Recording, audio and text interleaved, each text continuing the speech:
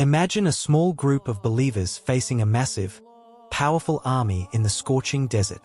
The outcome seemed impossible. Yet, a divine plan was unfolding. Hidden strategies, miraculous moments, and unseen forces decided the fate of nations that day. Who survived? Who fell? And how did victory reach the believers against all odds? Stay tuned to witness the untold story of courage, faith, and divine intervention at Badr. Assalamu alaikum. Muslims held a council of consultation.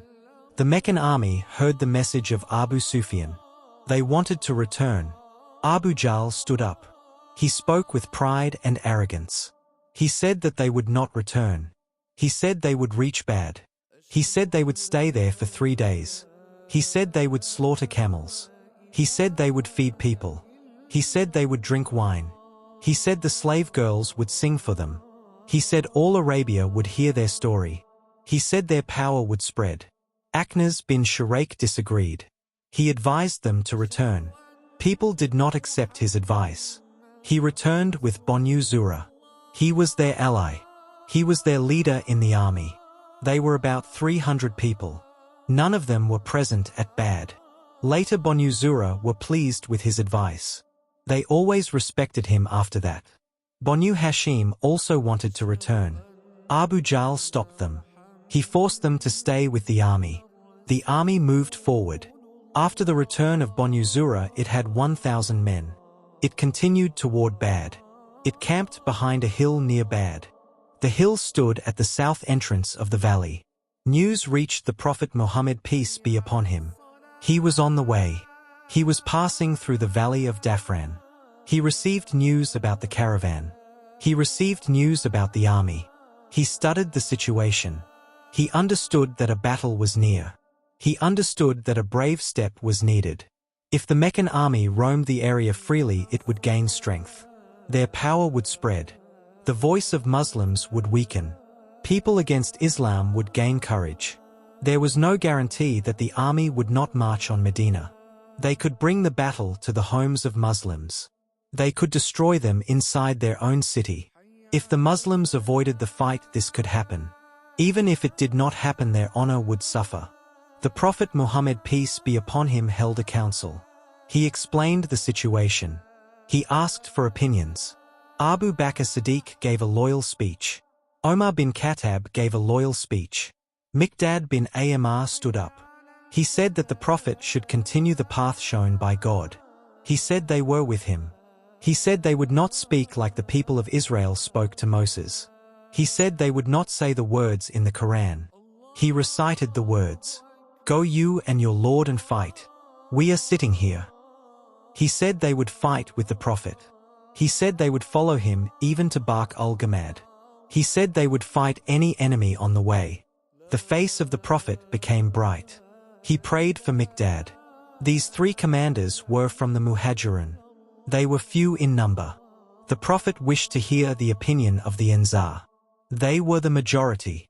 The main burden would fall on them. Their pledge at Akbar did not require them to fight outside Medina.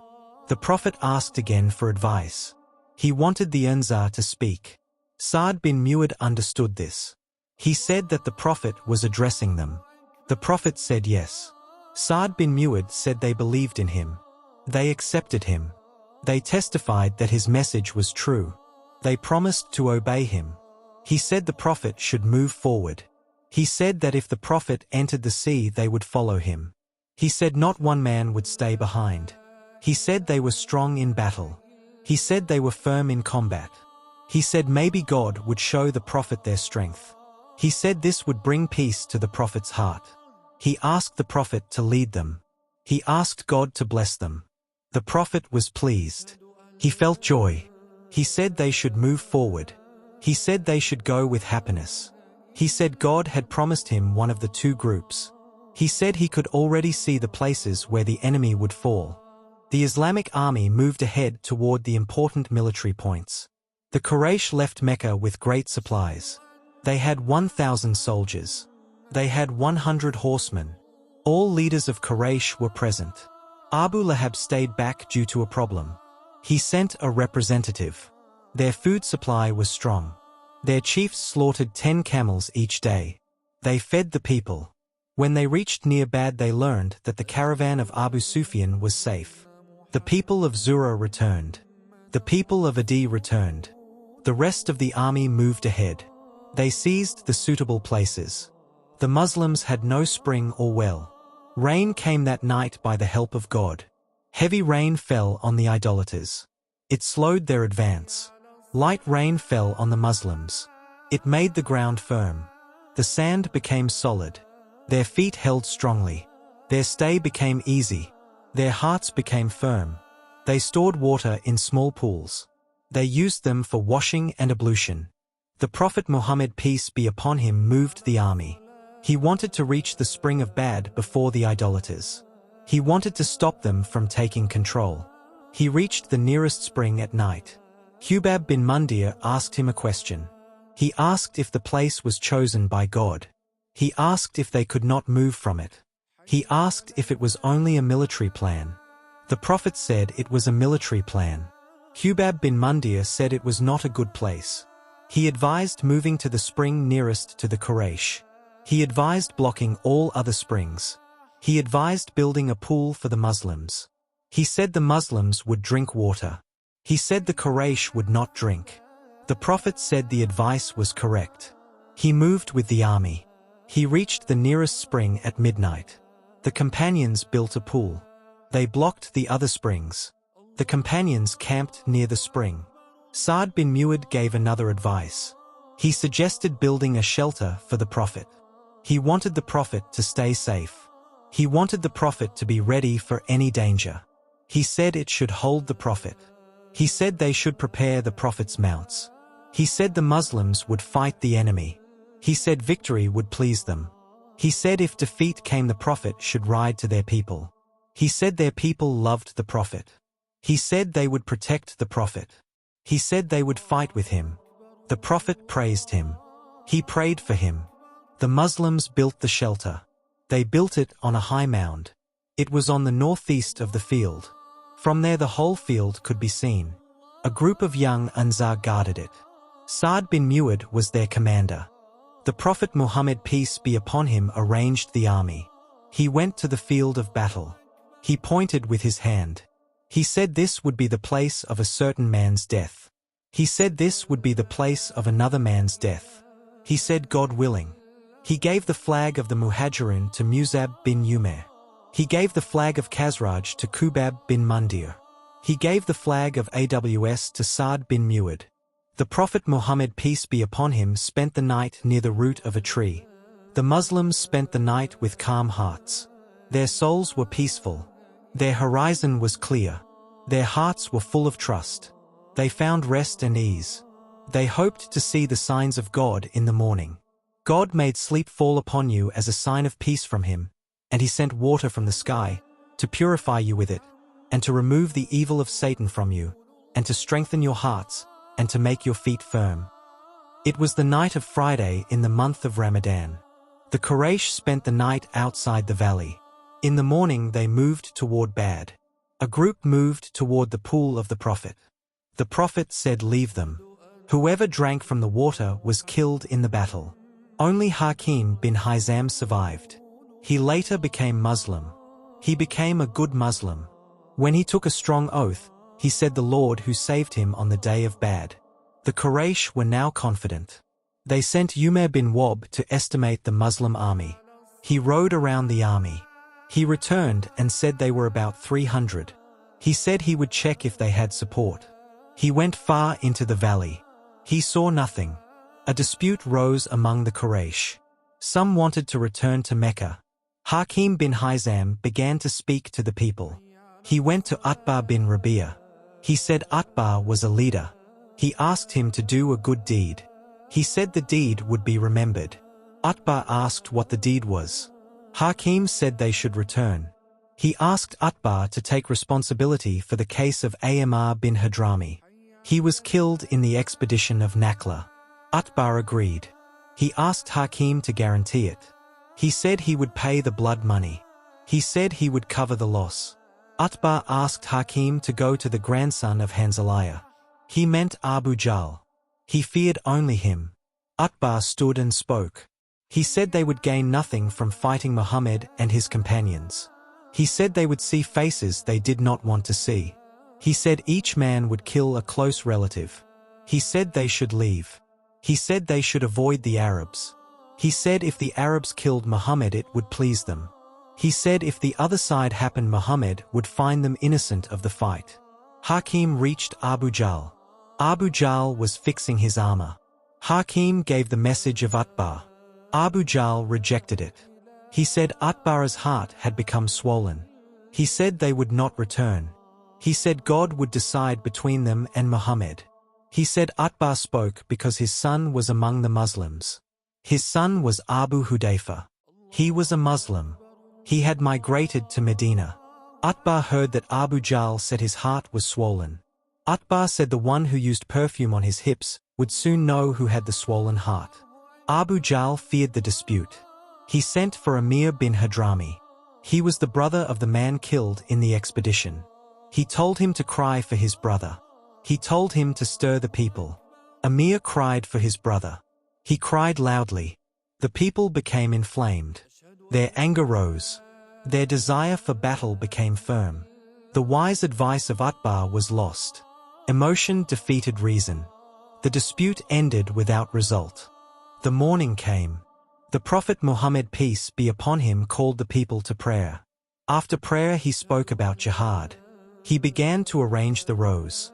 He held an arrow in his blessed hand. He used the arrow to straighten the rows. A strange event happened. Su'ud bin Ghaziyah stepped forward from the row. The Prophet pressed the arrow on his stomach. He said, Su'ud, move back in line. Su'ud said, O Messenger of God, you caused me pain. Give me my retaliation.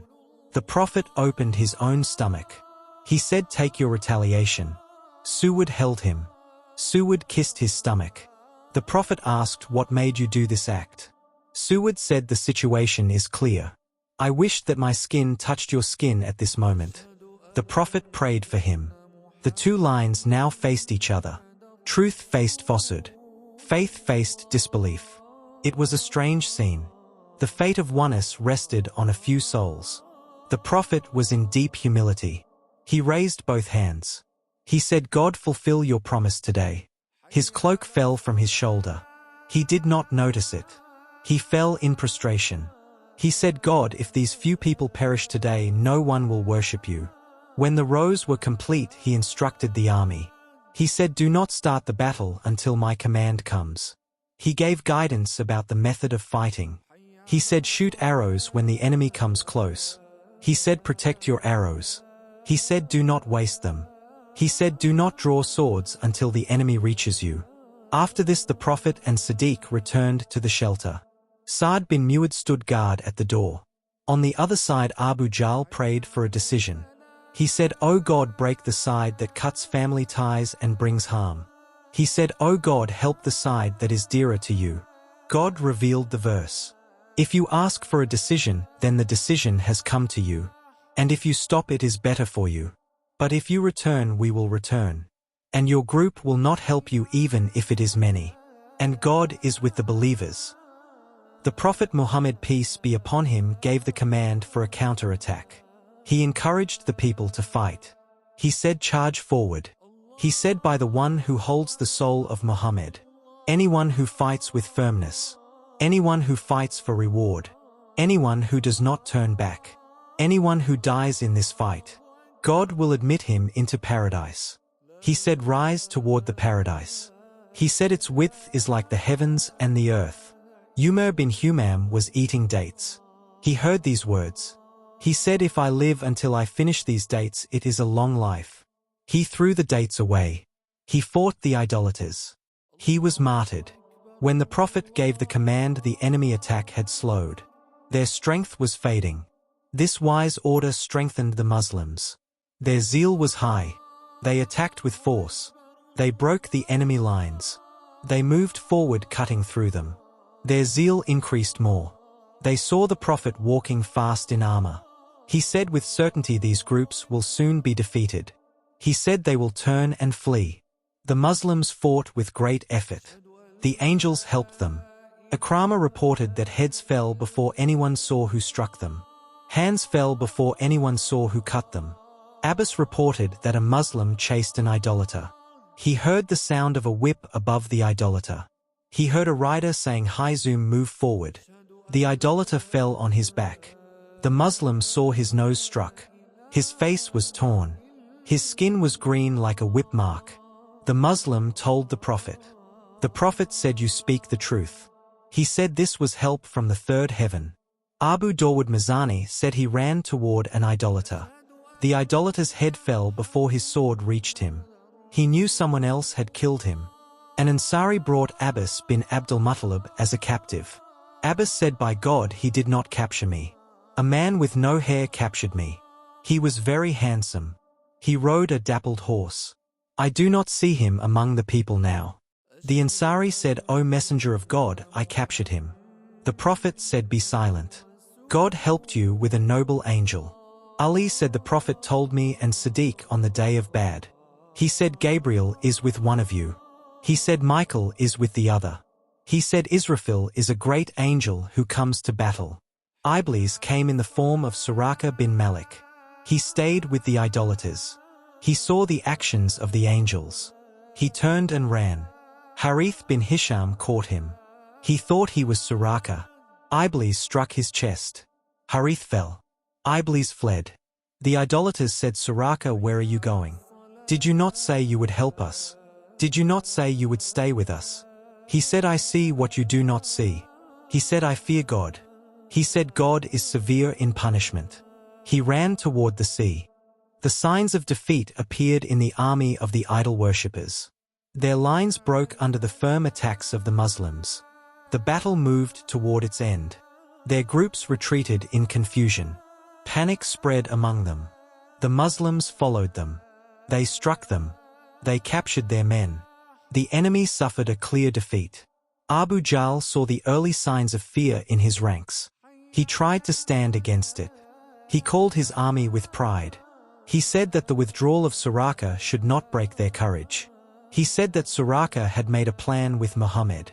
He said that the deaths of Akbar, Shayba, and Walid should not frighten them. He said they acted in haste. He said they would not return until they tied the Muslims with ropes. He said no one should kill their men. He said they should capture them. His pride soon broke. The Muslim attack grew stronger. The enemy lines split open. Abu Jahl still stood with a group around him. They formed a wall of swords and spears around him. The Muslim wave tore this wall apart. The group scattered. Abu Jahl became visible. He was moving on his horse. Two young men from the Ansar moved toward him. His death waited at their hands. Abdurrahman bin Adabali said that he was standing in a row at Badr. Two young boys stood beside him. He felt surprised. One boy spoke to him. He asked him to show Abu Jahl. He called him uncle. Abdurrahman asked what he wanted. The boy said that Abu Jahl insulted the messenger of God. He said he would not leave him once he saw him. He said one of them would die first. Abdurrahman felt amazed. The second boy told him the same words. Soon they saw Abu Jahl moving among his men. Abdurrahman pointed him out. He told them this was their target. Both boys rushed toward him. They struck him. They killed him. They returned to the messenger of God. The Prophet asked who killed him. Both claimed the strike. The Prophet asked if they had wiped their swords. They said no. The Prophet looked at both swords. He said both had killed him. The belongings of Abu Jahl were given to Maud bin Amr bin Jammu. The two attackers were Maud bin Amr bin Jammu and Maud bin Afra. Only one received the spoils because Maud bin Afra died later in the battle. The sword of Abu Jahl was given to Abdullah bin Masud. He was the one who cut off his head. Maud bin Amr said the idol worshippers warned their men not to reach Abu al-Hakam. He pushed toward him. He found an opening. He struck him. He cut his leg from the middle of the shin. It flew like a seed under a hammer. Ikrimah struck Maud in return. His arm was cut and hung by the skin. It troubled him during the fight. He tore it off with his foot. Then Maud bin Afra reached Abu Jahl. He was wounded. He struck him again. Abu Jahl fell. He breathed heavily. Mohd bin Afra later died in battle. When the battle ended, the Prophet said someone should see the end of Abu Jahl. The companions looked for him. Abdullah bin Mas'ud found him. He was still breathing. He placed his foot on his neck. He held his beard. He prepared to cut his head. He said God had disgraced him. Abu Jahl said he was not disgraced. He asked if anyone greater than him had been killed. He wished someone other than a farmer had killed him. He asked who had won today. Abdullah said God and his messenger. Abu Jahl looked at him. He mocked him as a shepherd. Abdullah cut off his head. He took it to the Prophet. He said this was the head of the enemy of God. The Prophet repeated the words by God. He said God fulfilled his promise. He said God helped his servant. He said God alone defeated the groups. He asked to see the body. They showed it to him. He said this was the pharaoh of this nation. Umayyah bin Khalaf also died in this battle. God helped the believers.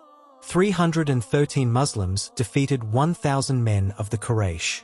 After the Muslims achieved victory, the Prophet sent 2 messengers to Medina. One was Abdullah bin Rawaha. He was sent to the upper part of Medina. The other was Zayd bin Haritha. He was sent to the lower part of Medina. At that time, Jews and hypocrites spread false news in Medina. They claimed that the Prophet was killed. A hypocrite saw Zayd bin Haritha on the Prophet's camel. He said Muhammad was killed. He recognized Zayd. He thought Zayd fled in fear. When both messengers arrived, Muslims surrounded them. They asked for details. They confirmed the victory of the Muslims. Joy and celebration spread everywhere. The city echoed with takbir and taleel. The remaining Muslims went to the road from Badr. They wanted to congratulate the Prophet on the clear victory. On the day of Badr, the Prophet's daughter Ruqayyah passed away. She was married to Uthman. Usama bin Zayd said they heard the news after burial. The Prophet left me with Uthman in Medina for her care. The Prophet stayed 3 days at Badr after the battle. Disagreement arose among the army about the spoils. The Prophet ordered all possessions to be handed over to him. The companions obeyed. God revealed a solution through the Quran. People ask you about spoils of war. Say they belong to God and the Messenger. Fear God, keep ties, and obey God and His Messenger if you are believers. The Prophet then distributed the spoils among the Muslims. After 3 days, the Prophet returned to Medina. He brought prisoners and spoils from the Quraysh. Abdullah bin Ka'b oversaw the spoils. The Prophet stopped at a hill between the Safra and Nazir valleys. He separated the 5th part for God. The rest was divided equally among the Muslims. In the Safra valley, the Prophet ordered Nazar bin Harith to be killed.